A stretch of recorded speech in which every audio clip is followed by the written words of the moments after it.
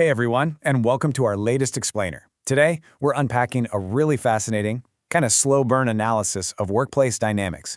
We're going to see how a seemingly invisible administrative detail actually exposed a massive case of corporate credit theft. I mean, think about it for a second. How often do you just completely overlook the tiny, boring details in your daily workflow? Well, today, we are breaking down the anatomy of a corporate cover-up that started right under everyone's noses. It's a story about metadata, quiet courage, and the simple fact that digital footprints literally never disappear. The truth was not dramatic. It was documented. I absolutely love this quote because it hits the nail right on the head when it comes to modern corporate life. Workplace justice isn't usually about people having these loud, cinematic arguments in a glass conference room. It really isn't. More often than not, it is entirely about who leaves a digital trail. The truth isn't shouting at anyone. It's just sitting there, quietly time-stamped, just waiting for someone patient enough to actually read it. Okay, let's dive into our roadmap for this explainer.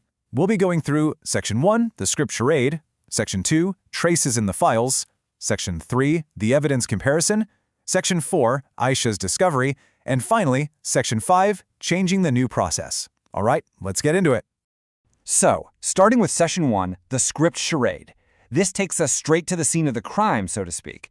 We're going to look at the incredibly harmless, everyday object where this entire chain of credit theft actually kicked off. So, it all started in the speaker notes section of a presentation deck. Now, speaker notes are usually kind of boring, right? Just a standard administrative thing. It's the text hiding below the slide that the audience never even sees. But in this specific case, it quietly contained an employee named Sofia's exact demo language. This was work she had painstakingly built, which was then basically stolen and placed under a senior presenter's name. You see, the old toxic corporate culture didn't return with some big villainous speech. No, it crept back in through a tiny exception, cleverly disguised as a minor process issue. It was so subtle that almost everyone in the room just accepted it as, normal team consolidation. And that brings us to this really profound realization from a character in our source material named Maya Carter. The dangerous documents never look dangerous first. What Maya understands is that panic actually gives powerful people the time they need to cover their tracks. But staying calm makes speaker notes louder. It allows you to look at a seemingly completely harmless document and recognize the theft that's hiding in plain sight. Moving on to Section 2, traces in the files. This brings us right into the investigation phase, because as we're about to see, invisible background work always leaves a foreground record.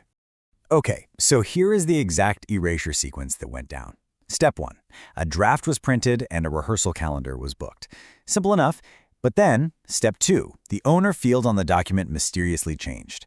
Step 3, the timestamp moved, which obviously indicates an edit. And finally, Step 4, the speaker notes were hidden from public view. When IT audit specialist Jordan and executive assistant Nina looked at this, they immediately knew this discrepancy wasn't some weird software glitch. It was a deliberate, manual sequence designed specifically to erase Sofia's authorship. So what does Maya do?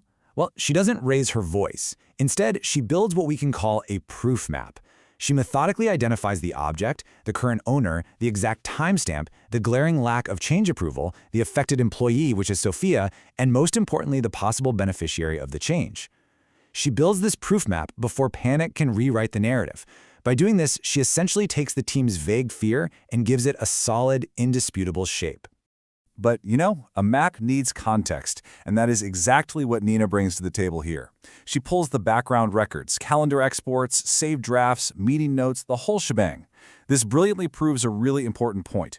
People who treat administrative tasks as invisible often forget that those very tasks create an undeniable audit trail.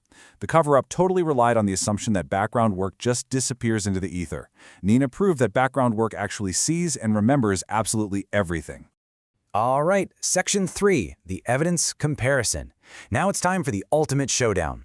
We're going to put the highly polished official corporate excuse head-to-head with the raw metadata. Just think about the stark contrast here. On one hand, you've got the corporate explanation, absolutely packed with polished buzzwords. Things like alignment, polish, focusing on the team outcome, and leadership presence. Sounds so reasonable, doesn't it? But then, on the flip side, look at the metadata reality. Altered ownership, missing approvals, and magically changed timestamps. When you put the corporate spin directly up against the digital footprint, the lies just completely collapse because the beneficiary of the theft becomes painfully specific. This whole dynamic is so beautifully captured in this quote. When a room rushes to be practical, check who benefits from that speed. It's such a crucial lesson for all of us. Pressure often disguises itself as concern or mentorship or efficiency. The real goal of that pressure is to make the harmed person, in this case Sofia, feel responsible for making the room uncomfortable. They just want you to drop the issue for the sake of peace. Which brings us to Section 4, Aisha's discovery. Our characters do not drop it, which leads us directly to the absolute climax of this explainer.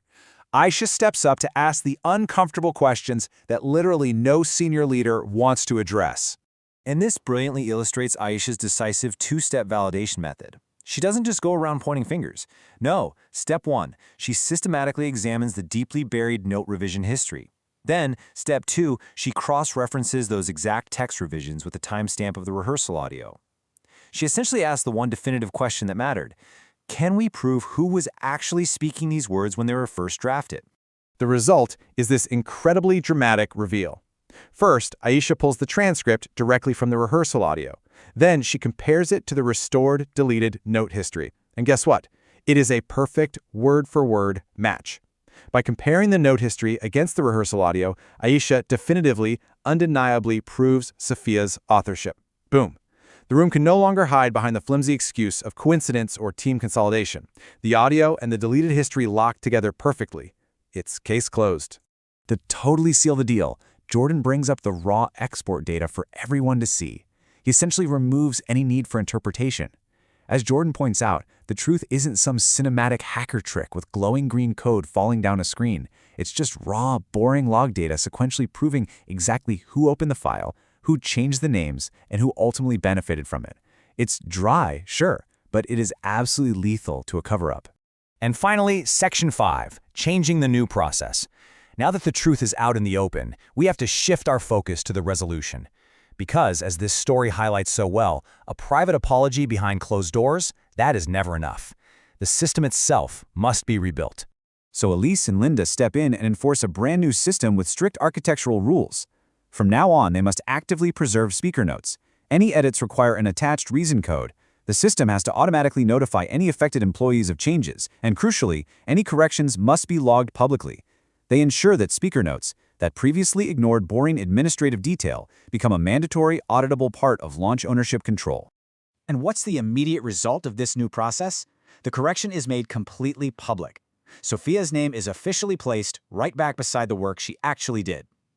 This is absolutely vital because the emotional cost of credit theft is so real. It causes burnout, it destroys trust. Publicly restoring Sofia's name wasn't just doing her a polite favor to make her feel better. It was a factual, systemic necessity to prove that the office system can actually learn and protect its people.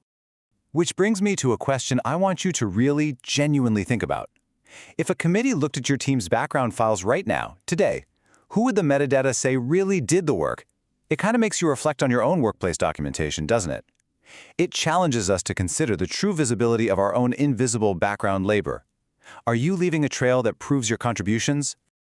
I want to leave you with this incredibly powerful thought to wrap things up. A workplace becomes safer when names cannot be quietly removed. That perfectly summarizes everything we've unpacked today. Remember, every single file has a timestamp, and every timestamp is a silent witness just waiting to be read. Thank you so much for joining me for this explainer. Keep your records clean, keep your metadata safe, and I will see you in the next one.